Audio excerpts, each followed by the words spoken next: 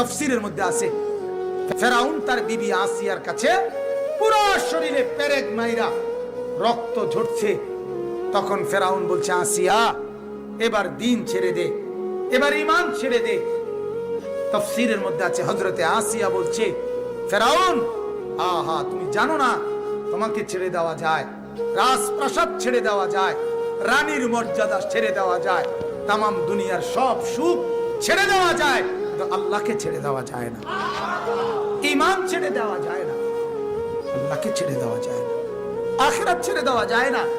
ঈমানের যে স্বাদ কলিজায় ঢুকছে, ফেরাউন ওইটা ছাড়া যাবে না। কি হলো তখন?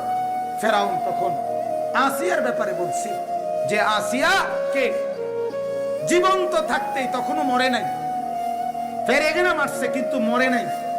এই অবস্থায় ফেরাউন বলছে তার চামড়া, শরীরের জীবন্ত ছাগলের চামড়া যেভাবে ছিলে ফেলে, তোমরা এভাবে তার চামড়া ছিলতে থাকো। নাউজুবিল্লাহ।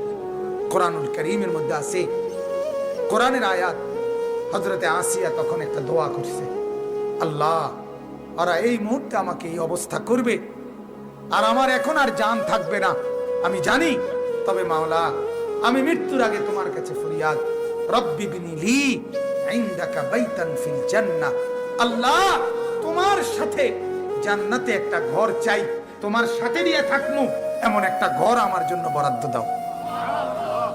তাফসীরের মধ্যে আছে আল্লাহ পাক জিবরাইলকে পাঠাইয়া বললেন, জিবরাইল যাও জান্নাতে আমি আমার আসিয়ার জন্য যে ঘরটা নির্ধারণ করছি ওই ঘরটা তার চেহারার সামনে তুলে ধরো, আমার আসিয়া জান্নাতের ঘর দেখতে দেখতে নিজের জান দিয়ে চলে আসুক।